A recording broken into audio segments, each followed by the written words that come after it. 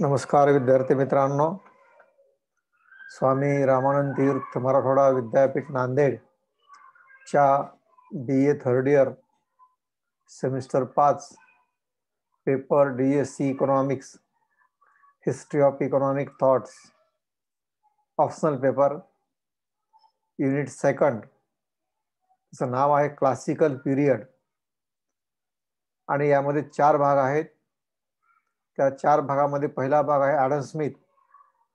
तर या लेक्चरमध्ये आपलं मी स्वागत करतो. यापूर्वी आपण व्यापारवाद, निसर्गवाद याचे लेक्चर यूट्यूबवर पाहिलेले आहेत. जर आपल्याला आणखीन पाहिजे असतील तर आपण विकास सुकाळे या माझ्या यूट्यूब चॅनलवर जावा आणि त्या ठिकाणी मग तुम्हाला हे सगळे वेगवेगळे लेक्चर पाहायला मिळतील. त्यामध्ये BA सेकंडरीचे काही लेक्चर आहेत. तर तुम्हाला जे हवे आहेत ते चॉईस करा आणि ते पुन्हा पुन्हा ऐकत राहा. या ठिकाणी आपण क्लासिकल पीरियड ऑप्शनल पेपर याला तुम्हाला क्यूटीचा एक ऑप्शनल पेपर आहे. ज्यांनी कोणी हा हिस्ट्री ऑफ इकॉनॉमिक थॉट आर्थिक विचारांचा इतिहास ज्यांनी पेपर घेतला असेल तर त्यांनी हे लेक्चर पहा आणि त्यानुसार अभ्यास करा. या क्लासिकल पीरियड या सेकंड चॅप्टरमध्ये 4 भाग आहेत. एक ॲडम स्मिथ. ॲडम स्मिथमध्ये division of labour and theory of value. दुसरा पॉइंट आहे डेव्हिड रिकार्डो. डेव्हिड रिकार्डोचं मध्ये theory of value and thoughts on wages. तिसरा मुद्दा आहे थॉमस माल्थस, त्यांचा आहे थिअरी ऑफ पॉप्युलेशन. आणि Karl Marx theory of surplus value and crisis of capitalism. तर हे 4 अर्थतज्ञ आहेत: Adam Smith, David Ricardo, Thomas Malthus आणि कार्ल मार्क्स. तर या 4 विचारवंताचे किंवा अर्थतज्ञांचे हे पुढील त्यांच्या समोर दर्शवलेले जे मत आहेत किंवा त्यांचे जे विचार आहेत किंवा त्यांचे जे मुद्दे आहेत त्यांच्या अनुषंगाने आपण हे मुद्दे पाहणार आहोत. यानंतर हाच भाग मराठीमध्ये दिलेला आहे. क्लासिकल म्हणजे सनातनवादी किंवा अभिमतपंथी. क्लासिकल म्हणजे सनातनवादी किंवा अभिमतपंथी. त्यामध्ये Adam Smith, David Ricardo, Thomas Malthus आणि कार्ल मार्क्स मराठीमध्ये दिले आहे तुम्हाला इथं. ॲडम स्मिथ यांचे श्रम विभागणी व मूल्य सिद्धांत, डेव्हिड रिकार्डो यांचा मूल्य सिद्धांत व श्रमाविषयी विचार, थॉमस माल्थस लोकसंख्या सिद्धांत आणि कार्ल मार्क्स अतिरिक्त मूल्य सिद्धांत व भांडवलशाहीचा विनाश. असे हे मुद्दे आहेत. तर यापैकी आपण पहिला मुद्दा पाहणार आहोत ॲडम स्मिथ. हे टाईप होताना ॲडम स्मिथ असं या ठिकाणी येत आहे. तर ॲडम स्मिथ यांचं आपण थोडक्यात प्रास्ताविक मध्ये त्यांचं कार्य आपण थोडक्यात जर परीक्षेमध्ये लिहिलं, प्रत्यक्षात तुम्हाला परीक्षेमध्ये असं विचारत नाहीत की ॲडम स्मिथचं कार्य सांगा असं विचारत नाहीत, तर परंतु प्रस्तावामध्ये आपण जर लिहिलं तर त्याचा चांगला परिणाम होऊ शकतो. तर ॲडम स्मिथ यांचा जन्म 5 जून 1723 मध्ये इंग्लंडमध्ये किंग कॉल्ड या गावामध्ये झालेला आहे. त्यांनी 1737 ते 1740 मध्ये ग्लासगो विद्यापीठामध्ये शिक्षण घेतले आणि पुढे त्याच विद्यापीठामध्ये 1751 मध्ये टाईप मध्ये एक केलेलं आहे थोडंसं. 1751 मध्ये ग्लासगो विद्यापीठात तर्कशास्त्राचे प्राध्यापक म्हणून त्यांनी कार्य केले. त्यानंतर 1759 मध्ये त्यांनी थिअरी ऑफ मॉरल सेंटिमेंट्स हा ग्रंथ त्यांचा प्रकाशित झाला आणि पुढे 1776 मध्ये राष्ट्राची संपत्ती, त्याचं पूर्ण नाव आहे an enquiry into the wealth of nation किंवा त्या थोडक्यामध्ये आपण वेल्थ ऑफ नेशन म्हणजे राष्ट्राची संपत्ती असं म्हणतो, तो ग्रंथ प्रकाशित केला. आता या ग्रंथामुळे त्यांना अर्थशास्त्राचे जनक म्हणून मान्यता मिळाली. तर कुठल्याही विषयाचा जनक आपण केव्हा म्हणतो? जो व्यक्ती किंवा जो तज्ञ, जो विचारवंत त्या विषयाचं स्कोप अँड लिमिटेशन मांडेल, त्याचं आशय विश्लेषण करेल, व्याप्ती मर्यादा स्पष्ट करेल, तर त्यांना असं आपण जनक म्हणतो. ॲडम स्मिथ यांनी अर्थशास्त्राचा आशय विषय, त्यानंतर व्याप्ती मर्यादा सर्व स्पष्ट केली, म्हणून त्यांना आपण अर्थशास्त्राचे जनक असं म्हणतो. त्यानंतर ते सनातनवादी विचारांचे जनक असं आपण म्हणतो. आता सनातनवादी विचार म्हणजे भारतामध्ये त्याचा अर्थ वेगळा आहे आणि पाश्चात्य राष्ट्रामध्ये सनातनवादाचा अर्थ वेगळा आहे. सनातनवादी विचार म्हणजे उदारमतवादी विचार. भारतामध्ये आपण सनातनवादी विचार म्हणजे जुने बुरसटलेले पारंपरिक धार्मिक विचार असं आपण म्हणतो. परंतु त्याचा आणि या शब्दाचा संबंध नाही. याला उदारमतवादी विचार म्हणजे पाश्चात्य युरोपामध्ये 18व्या शतकामध्ये जे नवीन विचार आले 17व्या शतकामध्ये तेही पारंपरिक विचार होते. सरकारचं बंधन आपण व्यापारवादामध्ये पाहिलंय. सरकारचं बंधन तर याला विरोधी विचार म्हणून 18व्या शतकामध्ये उदारमतवादी विचार आले. व्यक्ती स्वातंत्र्य मान्य करणारे विचार आले. म्हणून या विचाराला उदारमतवादी विचार म्हणतात. आणि या उदारमतवादी विचाराचे जनक मध्ये सुरुवात ॲडम स्मिथ यांनी केली. म्हणून त्यांना या सनातनवादी विचार किंवा त्याला अभिमतपंथी विचार असे म्हणतात. अभिमतपंथी विचार तर ते जनक असे म्हणतात आणि हे अर्थशास्त्राचेही जनक आहेत. आता ॲडम स्मिथ यांचे आपल्याला 2 मुद्दे आपल्याला पाहायचे आहेत. यामध्ये एक मुद्दा आहे डिव्हिजन ऑफ लेबर आणि दुसरा आहे थिअरी ऑफ व्हॅल्यू मूल्य सिद्धांत आणि श्रम विभागणी. तर परीक्षेमध्ये ॲडम स्मिथ यांच्या श्रम विभागणीविषयक विचार स्पष्ट करा असा मुद्दा येऊ शकतो. त्या अनुषंगाने मी ते काही मुद्दे दिलेले आहेत आणि ते मुद्दे घेऊन त्या प्रत्येक मुद्द्याचं 2-2, 3-3 ओळीमध्ये विश्लेषण केलं तर तुम्हाला त्याचं उत्तर लिहिता येणार आहे. तर ॲडम स्मिथ यांनी डिव्हिजन ऑफ लेबर किंवा श्रम विभागणी याविषयी विचार मांडताना त्यांनी सुरुवात अशी केली आहे की श्रम विभागणीची सुरुवात ही माणसाच्या सवयीतून झालेली आहे. माणसाच्या सवयीमधून म्हणजे माणसाची एक प्रवृत्ती आहे ती म्हणजे वस्तू देवघेव करण्याची नैसर्गिक प्रवृत्ती आहे आणि वस्तूची देवाणघेवाण करण्याच्या नैसर्गिक प्रवृत्तीमधूनच श्रम विभागणीची सुरुवात झालेली आहे. तर वस्तूची देवाणघेवाण व्यक्तीकडून काय केली जाते तर सर्व व्यक्ती आपल्या सर्व गरजा पूर्ण करू शकत नाहीत. कारण व्यक्तीला अनंत गरजा असतात आणि एक गरज पूर्ण झाली की दुसरी गरज निर्माण होते. दुसरी गरज पूर्ण झाली की तिसरी गरज निर्माण होते. हे आपण अर्थशास्त्रीय विश्लेषणामध्ये पाहतो. मग अशा अनेक जर गरजा असतील तर त्या सर्व गरजांना लागणाऱ्या वस्तूचं उत्पादन प्रत्येक व्यक्ती करू शकत नाही आणि मग तो आपली गरज पूर्ण करण्यासाठी दुसऱ्याने उत्पादन केलेल्या वस्तूचा वापर करतो. ती वस्तू विकत घेतो किंवा त्या वस्तूची देवाणघेवाण करतो आणि अशा प्रकारे व्यक्तीला आपल्या गरजा पूर्ण करण्यासाठी दुसऱ्यावर अवलंबून राहावं लागतं आणि दुसरा व्यक्ती आपल्यावर अवलंबून राहतो. म्हणजे प्रत्येक व्यक्तीचे दुसऱ्यावर अवलंबित्व वाढत जाते. जसा विकास होत जाईल त्याप्रमाणे हे अवलंबित्व वाढत जाते आणि मग गरजा पूर्ण करण्यासाठी वस्तूंची देवाणघेवाण केली जाते. समजा एखाद्या शेतकऱ्याने ज्वारीचं उत्पादन केलं असेल तर त्याला अंगावर घालण्यासाठी कपडे लागतात. मग ते कपडे उत्पादन करण्याकडून कपडे घेतो, त्याच्या मोबदल्यामध्ये ज्वारी देतो किंवा त्याला आणखीन दुसऱ्या काही शेतीमध्ये उत्पादन करायचं लाकडी वस्तू हव्या असतील तर ज्वारी ज्याने लाकडी वस्तू बनवल्या त्यांना ज्वारी वगैरे देतो आणि त्याच्याकडून लाकडी वस्तू घेतो. तर अशा प्रकारे ही रचना परस्परावर अवलंबित्व असं अवलंबून असते आणि या देवघेवीमधूनच लोकांच्या गरजांची पूर्ण होतात आणि मग या देवघेव जर दिवसेंदिवस वाढू लागली तर मग प्रत्येक व्यक्ती काय करतो विशिष्ट वस्तूचं उत्पादन करतो. म्हणजे शेतकरी केवळ शेतीमध्ये ज्वारी पिकवणे, जे व्यक्ती लाकडाचं वस्तूचं उत्पादन करतात त्या लाकडाच्या वस्तूचं उत्पादन करायचं, लाकडापासून वेगवेगळ्या वस्तू बनवायच्या किंवा जे मातीपासून वस्तू बनवतात त्यांनी त्याच वस्तू बनवायच्या. आपण त्याला कुंभार असं पूर्वी म्हणत होतो. तर अशा प्रकारे वेगवेगळे लोक किंवा वेगवेगळे व्यक्ती वेगवेगळे उत्पादन करू लागले आणि यामधूनच मग या प्रक्रियेमधूनच श्रम विभागणीची सुरुवात झाली. आता श्रम विभागणी म्हणजे काय तर प्रत्येकाने वेगवेगळं काम करणे, प्रत्येकाने आपल्या आवडीप्रमाणे काम करणे, प्रत्येकानं आपल्या कार्यकौशल्याप्रमाणे कार्यकुशलतेप्रमाणे वेगळे काम करणे. म्हणजे वेगवेगळ्या व्यक्तींनी वेगवेगळे काम करणे, वेगवेगळ्या वस्तूचं उत्पादन करणे यालाच आपण श्रम विभागणी म्हणतो. श्रम विभागणीमध्ये लोक आपल्या आवडीप्रमाणे काम करू लागले आणि अशा प्रकारे एकंदरीत जगामध्ये श्रम विभागणीची सुरुवात झाली आणि श्रम विभागणी सुरुवात झाल्यामुळं एकतर प्रत्येक व्यक्तीचं एकच काम पुन्हा पुन्हा पुन्हा पुन्हा पुन्हा पुन्हा केल्यामुळं कौशल्यामध्ये काम करण्याच्या कौशल्यामध्ये वाढ झाली.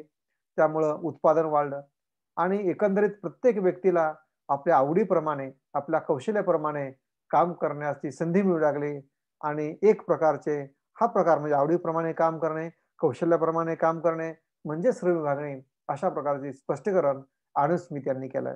तर याचा सारांश असा आहे, की आडम स्मिथच्या मते श्रम विभागणीची सुरुवात व्यक्तीच्या देवघेव करण्याच्या नैसर्गिक प्रवृत्तीमधून झालेली आहे. प्रत्येक व्यक्ती आपल्या सर्व गरजा स्वतःच पूर्ण करू शकत नाही.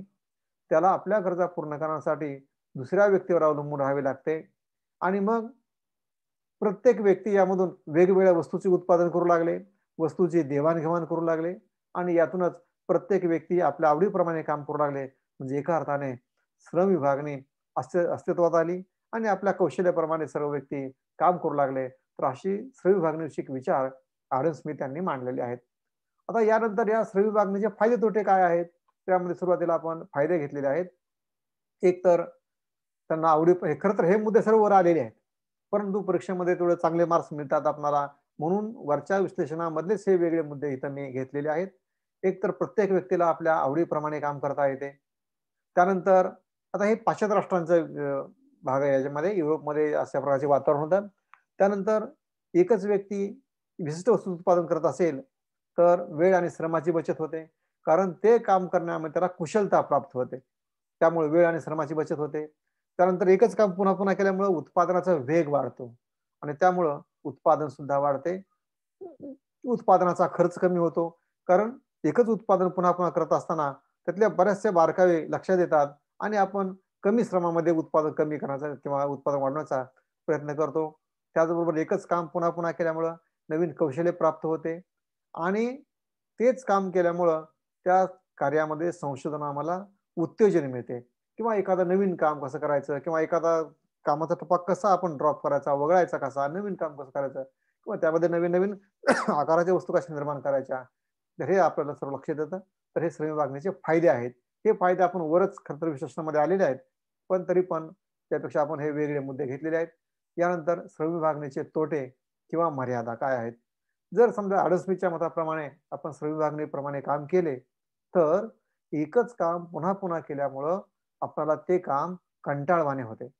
म्हणजे नको वाटतं. काय तर माणसाची प्रवृत्ती अशी आहे, की नवीन काहीतरी शिकलं पाहिजे, नवीन काहीतरी कार्य केलं पाहिजे. तर एकच काम पुन्हा पुन्हा केलं तर काम थोडी कंटाळवाणा होते. त्यामुळं कामाच्या गतिशीलतेवर मर्यादा येतात. त्याला मोबॅलिटी आपण असं म्हणतो. जर एकच काम पुन्हा पुन्हा केलं तर दुसरं काम त्याला व्यक्ती येत नाही. प्रत्येक व्यक्तीला दुसरं काम येणे, वेगवेगळं काम येणे म्हणजे याची गतिशीलता वाढणे. पण एकच काम केलं तर त्याच्या गतिशीलतेवर मर्यादा येते. म्हणजे ते दुसरं काम करू शकत नाही, असा त्याचा अर्थ आहे. त्यानंतर भांडवलाची मर्यादा येते. जर एकच काम पुन्हा पुन्हा करत असेल आणि त्यामध्ये उत्पादन वाढवायचं असेल, तर त्यामध्ये दिवसेंदिवस भांडवल गुंतवणूक करावी लागते, यंत्र उभारणी करावी लागते आणि मग मोठ्या प्रमाणावर हे व्यवसाय करायचा असेल, तर भांडवलाची मर्यादा येते. त्यानंतर बाजारपेठेची मर्यादा.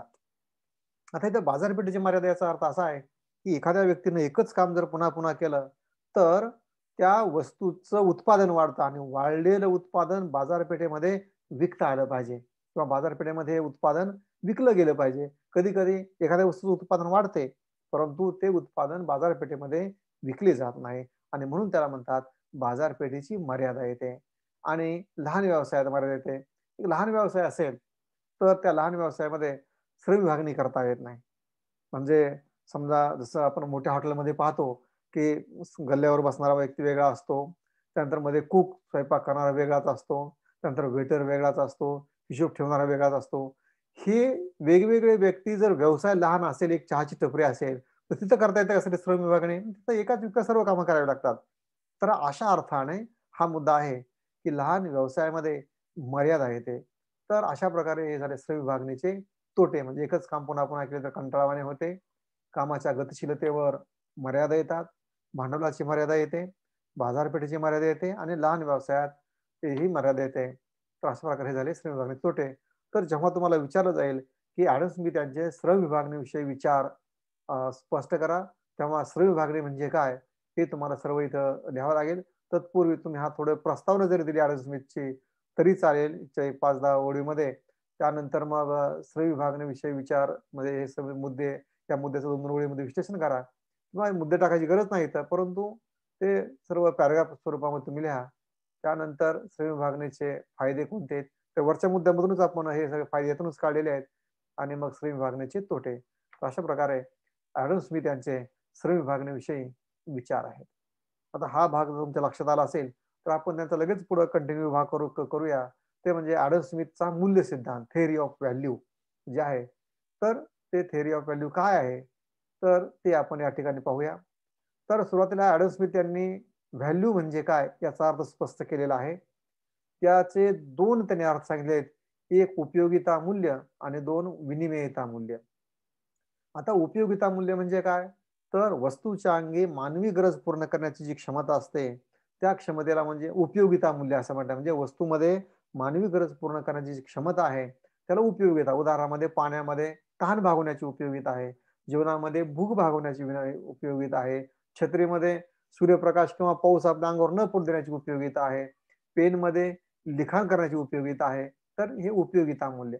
आणि दुसरं विनिमय मूल्य. विनिमय म्हणजे एका वस्तूची दुसरी वस्तू खरेदी करण्याची क्षमता, त्याला विनिमयता असं म्हणतात. म्हणजे एक वस्तू जर आपण खरेदी किंवा एखाद्या वस्तू खरेदी करण्यासाठी दुसरी वस्तू आपण देतो किंवा त्याला मूल्य मूल्य द्यावं लागतं किंवा वस्तूची क्रय शक्ती, खरेदी करण्याची क्षमता किंवा वस्तू विकल्यानंतर पैसे मिळतात, खरेदीसाठी पैसे द्यावे लागतात. तर याला विनिमय मूल्य असं म्हणतात. तर हे जे दोन उपयोगिता मूल्य आणि विनिमय मूल्य आहे. तर ॲडम स्मिथचं मत असं आहे की वस्तूचं मूल्य जेव्हा ठरतं तेव्हा या दोन मूल्यापैकी विनिमय मूल्याला अधिक महत्व आहे. कारण त्याने एक उदाहरण दिलेलं आहे की पाण्याचा आणि एक हिरा, हिरा म्हणजे मौल्यवान धातूचं उदाहरण दिलं आहे. त्यांनी सांगितलं की पाण्यामध्ये उपयोगिता मूल्य मोठ्या प्रमाणामध्ये आहे, परंतु विनिमय मूल्य कमी आहे. तर पाणी फ्रीमध्ये मिळतं किंवा असं आपण गृहीत धरलं तर. आणि हिरा मौल्यवान धातू किंवा सोने आपण घेऊ तर त्यामध्ये विनिमय मूल्य अधिक आहे, परंतु उपयोगिता मूल्य काय आहे फार कमी आहे. तुमची प्रतिष्ठा वाढण्याची गरज पूर्ण होते. तर इथं खरं तर उपयोगिता मूल्य पाण्यामध्ये जास्त आहे, मग पाण्याला अधिक मूल्य यायला पाहिजे, परंतु प्रत्यक्षामध्ये असं होत नाही. तर ज्याला विनिमय मूल्य जास्त आहे तर त्यावर त्या वस्तूची किंमत अवलंबून असते. आणि म्हणून त्याने सांगितलं की या दोन मूल्यापैकी विनिमय मूल्य हे महत्वाचे आहे. मग मूल्य ठरवण्याची पद्धत कोणती म्हणून त्याने मुद्दा घेतलाय, वस्तूचे मूल्य ठरवण्याची पद्धत. यालाच ॲडम स्मिथ यांचा श्रममूल्य सिद्धांत असंही म्हणतात. तर ॲडम स्मिथ यांनी या श्रममूल्य सिद्धांतामध्ये काय सांगितलं की वस्तूचे मूल्य हे वस्तू उत्पादनासाठी लागणाऱ्या श्रमावरून ठरते. म्हणजे एखाद्या वस्तूचं मूल्य कशावरून ठरतं तर ती वस्तू तयार करण्यासाठी त्याला किती दिवस श्रम लागले यावरून ठरतं. आणि म्हणून श्रम हे मूल्य मोजण्याचे साधन आहे. मूल्य कसं ठरवायचं तर ते श्रमावरून ठरतात. श्रमाच्या मूल्यावरून त्या वस्तूचं मूल्य ठरतं असं त्याने सांगितलं. आता हा मुद्दा लक्षात तुम्हाला आणून देण्यासाठी किंवा स्पष्ट करण्यासाठी तुम्हाला समजण्यासाठी एक उदाहरण दिलंय, ते ॲडम स्मिथने दिलंय की वस्तूचे मूल्य श्रमावरून कसे ठरते. तर ते एका उदाहरणाने टेबल तयार करण्यासाठी जर मूल श्रम हे खुर्चीच्या दुप्पट लागत असेल तर एक टेबल बरोबर दोन खुर्ची. म्हणजे समजा एक टेबल तयार करण्यासाठी एक व्यक्तीला 4 दिवस काम करावं लागत असेल, एक टेबल तयार करण्यासाठी एका व्यक्तीला 4 दिवस कार्य करावं लागत असेल, 8-8 तास. आणि एक खुर्ची तयार करण्यासाठी एका व्यक्तीला 2 दिवस लागत असतील. तर इथं श्रमावरून टेबल आणि खुर्चीचा विनिमय दर कसा असेल की खुर्चीला 2 माणसं लागतात किंवा 2 दिवसात. जर 2 माणसाला तर एका दिवसात तयार होतं. तर आणि टेबल 4 व्यक्ती लावले तर श्रमिक लावले तर एका दिवसात तयार होतं असा अर्थ. तर इथं एक टेबल बरोबर 2 खुर्ची अशा प्रकारे दर राहील. कारण इथे 4 माणसं बरोबर 4 असा दर राहील ना. मग 4 खुर्चीसाठी किती व्यक्ती लागतात 2 व्यक्ती लागतात. आणि 2 खुर्च्या तयार करण्यासाठी 4 व्यक्ती. मग 4 व्यक्ती बरोबर 4 व्यक्ती, टेबलचे 4 व्यक्ती आणि खुर्चीचे 4 व्यक्ती म्हणजे 2 खुर्च्या. म्हणून त्याने असं जर एखादा टेबल किंवा एखादी कुठलीही वस्तू तयार करण्यासाठी दुसऱ्या वस्तूपेक्षा दुप्पट श्रम लागत असतील तर पहिली वस्तू बरोबर दुसरी 2 वस्तू जे डबल वस्तू असं आपण म्हटलंय. इथं टेबल तयार करण्यासाठी खुर्चीच्या दुप्पट श्रम लागत असतील तर एक टेबल बरोबर 2 खुर्ची अशा प्रकारे दोघांचा अदला बदलीचा दर असेल. तर अशा प्रकारचे विश्लेषण श्रममूल्य सिद्धांतामध्ये ॲडम स्मिथ यांनी केलेलं आहे. यानंतर यामध्ये त्यांनी थोडासा बदल केला आहे की समाज अप्रगत अवस्थेत असताना वस्तूचं मूल्य श्रमावरून ठरते. जर अप्रगत अवस्थेत म्हणजे समाज असेल तर वस्तूचे मूल्य ती वस्तू तयार करण्यासाठी लागणारे जे श्रम आहे त्या श्रमावरून ठरते. आणि यामध्येच त्यांनी पुन्हा थोडीशी दुरुस्ती अशी केली आपल्या त्यांच्या विश्लेषणावर, सिद्धांतावर टीका झाल्या आणि मग त्या वरून त्यांनी थोडंसं विश्लेषण असं केलं आहे की समाज प्रगत अवस्थेमध्ये असेल, समाज प्रगत अवस्थेमध्ये असेल तर वस्तूचे मूल्य हे उत्पादन घटकांच्या किमतीवरून ठरते. आणि मग उत्पादन घटक कोणते? भूमी, श्रम म्हणजे मालक आणि भांडवल यांचा त्यात समावेश केला आहे. या तीन घटकांच्या मोबदला ची बेरीज, या तीन घटकांच्या मोबदल्याची बेरीज बरोबर त्या वस्तूचं उत्पादन. त्या काळामध्ये नफ्याच्या ऐवजी भांडवलाचाच मोबदला असा गृहीत धरला होता. तर अशा प्रकारे तीन उत्पादन घटकाच्या मोबदल्यावरून त्या वस्तूचे मूल्य ठरते समाज प्रगत अवस्थेमध्ये असताना. आणि अप्रगत अवस्थेमध्ये असताना वस्तूचे मूल्य केवळ त्या वस्तूला लागणाऱ्या श्रमावरून ठरते, असं त्यांनी सांगितलेलं आहे. त्याचबरोबर त्यांनी आपल्या या सिद्धांतामध्ये सांगितलं की वस्तूला दोन प्रकारच्या किमती असतात. एक किंमत आहे स्वाभाविक किंमत आणि दुसरी आहे बाजार किंमत. स्वाभाविक किंमत जी आहे ती उत्पादन खर्चावर अवलंबून असते. स्वाभाविक किंमत उत्पादन खर्चावर अवलंबून असते आणि बाजार किंमत ही स्पर्धेतून ठरवणारी किंमत आहे. स्पर्धा मागणी म्हणजे मागणी पुरवठ्याच्या समन्वयातून, मागणी पुरवठ्याच्या संघर्षातून ठरणारी ही किंमत आहे. स्वाभाविक किंमत उत्पादन खर्चावर आधारित असते आणि बाजार किंमत मागणी पुरवठ्याच्या समन्वयातून ठरते. तर वस्तूचे मूल्य हे बाजार किमतीनुसार ठरते, म्हणजे स्पर्धेनुसार ही किंमत ठरते. अशा प्रकारचं विश्लेषण ॲडम स्मिथ यांनी केलेलं आहे. तर त्यांच्या या मूल्य सिद्धांतामध्ये सर्वात महत्वाचा भाग म्हणजे मूल्याचे दोन अर्थ, एक तर उपयोगिता मूल्य, विनिमय मूल्य. यामध्ये विनिमय मूल्याला महत्व आणि मग त्याचं हिरा आणि पाण्याचं उदाहरण, त्यानंतर श्रममूल्य सिद्धांत आणि मग यामध्ये वस्तूचे मूल्य श्रमावरून ठरते. टेबल आणि चेअरचं उदाहरण घ्या तुम्ही. एक टेबल तयार करण्यासाठी दोन चेअर लागत असतील तर एक टेबल बरोबर दोन चेअर असं, कारण श्रम एका टेबलमध्ये 4 श्रमिक लागतात आणि हे 4 श्रमिक जर दोन चेअर तयार करू शकत असतील तर एक टेबल बरोबर दोन चेअर असं. आणि मग प्रगत अवस्थेमध्ये वेगळं विश्लेषण, अप्रगत अवस्थेमध्ये वेगळं विश्लेषण. अप्रगत अवस्थेमध्ये वस्तूचे मूल्य श्रमावर अवलंबून असते आणि प्रगत अवस्थेमध्ये वस्तूचे मूल्य उत्पादन घटकावर घटकांच्या किमतीवर किंवा मोबदल्यावर अवलंबून असते, असं स्पष्ट केलं. आणि त्यानंतर दोन किमती, स्वाभाविक किंमत, बाजार किंमत. तर असं एवढं जर स्ट्रक्चर तुम्ही लक्षात ठेवलं तर तुम्हाला ॲडम स्मिथ यांचं विश्लेषण जे आहे मूल्य सिद्धांताचं तर ते चांगल्या प्रकारे लिहिता येईल. यानंतर पुढचा जो मुद्दा आहे तर तो आहे ॲडम स्मिथ यांच्या मूल्य सिद्धांतावरची टीका.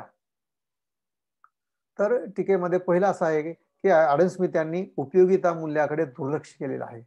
उपयोगिता मूल्याकडे दुर्लक्ष केलेलं आहे म्हणजे वस्तूमध्ये उपयोगिता मूल्य असते आणि विनिमय मूल्य दोन्ही असते, परंतु त्यांनी वस्तूची किंमत, वस्तूचा मोबदला हा उपयोगिता मूल्यापेक्षा विनिमय मूल्यावर अवलंबून असतो, असं स्पष्टीकरण केलेलं आहे.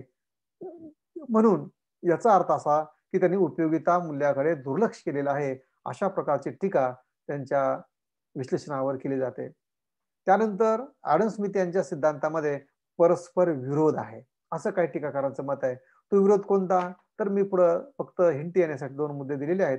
प्रगत अवस्था व अप्रगत अवस्था. प्रगत अवस्थेमध्ये, अप्रगत अवस्थेमध्ये त्यांनी काय म्हटलंय की वस्तूचे मूल्य श्रमावर अवलंबून असते आणि अप्रगत अवस्थेमध्ये त्यांनी अप्रगत अवस्थेमध्ये वस्तूचे मूल्य श्रमावर अवलंबून असते आणि प्रगत अवस्थेमध्ये वस्तूचे मूल्य भूमी, श्रम, भांडवल यांच्या मोबदल्यावर अवलंबून असते. मग एकाच विश्लेषणामध्ये असं दोन कसं काय, असं काही लोकांचं मत आहे आणि म्हणून या सिद्धांतामध्ये परस्पर विरोध आहे, असं टीका केली जाते. त्यानंतर किंमत व श्रमाचे परस्पर अवलंबित्व, म्हणजे किंमत श्रमावर अवलंबून असते की श्रम किमतीवर अवलंबून असते, त्या दोघांचं जे परस्पर अवलंबित्व आहे त्याचं अपुरे स्पष्टीकरण केले आहे. स्पष्ट म्हणजे नेमकं कोण कोणावर अवलंबून असतं तर याचं योग्य स्पष्टीकरण या सिद्धांतामध्ये आलेलं नाही, असं टीकाकारांचं मत आहे. त्यानंतर हा सिद्धांत केवळ स्पर्धेच्या परिस्थितीमध्येच उपयुक्त आहे. म्हणजे वस्तूची किंमतच त्यांनी सांगितलं की शेवटी स्पर्धेमध्ये ठरते, जिथं मागणी आणि पुरवठा, घेणारे आणि विकणारे हे दोघे येतात आणि दोघांच्या समन्वयातून हा सिद्धांत किंवा वस्तूची किंमत ठरते. तर हा सिद्धांत प्रामुख्यानं म्हणजे हे जे सिद्धांत म्हणजे काय की ॲडम स्मिथ यांनी सांगितलेलं जे वस्तूचे मूल्य आहे तर ते वस्तूचे मूल्य कधी ठरते त्या सिद्धांताप्रमाणे स्पर्धायुक्त बाजारपेठेमध्येच ठरते. इतर ठिकाणी हे विश्लेषण अनुपयुक्त आहे, असे टीकाकारांचं मत आहे. आणि शेवटचा मुद्दा आहे असा की हा सिद्धांत अपुरा आहे. अपुरा म्हणजे कशासाठी अपुरा आहे? खंडाचे स्पष्टीकरण अपुर आहे.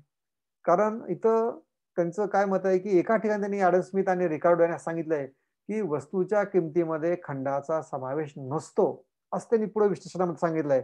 परंतु आता जर आपण इथं विश्लेषण पाहिलं, तर त्यामध्ये प्रगत अवस्थेमध्ये वस्तूचे मूल्य ठरताना त्यांनी काय सांगितलंय, की वस्तूचे मूल्य ठरताना हे मूल्य भूमीचा मोबदला, श्रमाचा मोबदला आणि भांडवलाचा मोबदला यावर अवलंबून असते. मग खंडाचा किमतीमध्ये समावेश असतो की खंडाचा किमतीमध्ये समावेश नसतो, याचं योग्य स्पष्टीकरण या सिद्धांतामध्ये झालेलं नाही. पुढे रिकार्डोने डायरेक्ट सांगितलं की खंडाचा किमतीमध्ये समावेश नसतो. परंतु ॲडम स्मिथ यांच्या विश्लेषणामध्ये हे विश्लेषण किंवा अशा प्रकारचं चांगलं स्पष्टीकरण आलेलं नाही. तर अशा प्रकारे ॲडम स्मिथ यांच्या मूल्य सिद्धांतावर टीका केली जाते. यामध्ये पहिली त्या उपयोगिता मूल्याकडे दुर्लक्ष, अतिशय सोपा मुद्दा आहे, की त्यांनी उपयोगिता मूल्य आणि विनिमय मूल्य या मध्ये उपयोगिता मूल्याकडे दुर्लक्ष केलं आणि विनिमय मूल्याकडे त्यांनी प्राधान्य दिलेलं आहे. त्यानंतर हा सिद्धांतात परस्पर विरोध आहे. कोणता? प्रगत अवस्था आणि अप्रगत अवस्थेमध्ये वेगवेगळे विश्लेषण केलेलं आहे. त्यानंतर किंमत व श्रमाचे परस्पर अवलंबित्व. नेमकं कोण कोणावर अवलंबून आहे? किंमत श्रमावर की श्रम किमतीवर? याचं योग्य स्पष्टीकरण आलेलं नाही. आणि हा सिद्धांतानुसार मूल्य केवळ स्पर्धेच्या परिस्थितीमध्येच ठरते, इतर ठिकाणी नाही. आणि हा सिद्धांत अपुरा आहे. त्याचं कारण खंड किमतीवर समावेश असतो की खंडाचा किमतीमध्ये समावेश असतो किंवा नसतो, याचं योग्य स्पष्टीकरण झालेलं नाही. तर अशा प्रकारे हा सिद्धांत किंवा आहे. यामध्ये हे आपण सर्व मुद्दे इथं पाहिलेले आहेत. क्लासिकल म्हणजे पहिला मुद्दा आपण इथं Adam Smith division of labour आणि थिअरी ऑफ व्हॅल्यू, तर असा हा मुद्दा आपण पाहिला आहे. तर हे मराठीमध्ये विश्लेषण, त्यानंतर ॲडम स्मिथ यांचे प्रास्ताविक, नंतर सनातनवादी कालखंड, श्रम विभागणी, त्यानंतर श्रम विभागणीचे फायदे, श्रम विभागणीचे तोटे, त्यानंतर ॲडम स्मिथ यांचा मूल्य सिद्धांतावरील टीका. तर अशा प्रकारे हा भाग इथं संपलेला आहे. हा भाग ॲडम स्मिथ यांचा भाग तुमच्या लक्षात आला असेल असं मी गृहीत धरतो. यानंतर पुढचा भाग डेव्हिड रिकार्डो यांचे आर्थिक विचार हे आपण पुढच्या स्लाइडमध्ये आपण पाहणार आहोत. तर त्याची लिंक मी पुढे यानंतर पाठवूनच. तर अशा प्रकारे हा इथं भाग संपलेला आहे असं मी गृहीत धरतो. आणि तुम्ही या मुद्द्याचं विश्लेषण करा, मुद्दे लिहून घ्या, लिहून घ्यायला अशी अपेक्षा करतो आणि मी थांबतो. जय हिंद.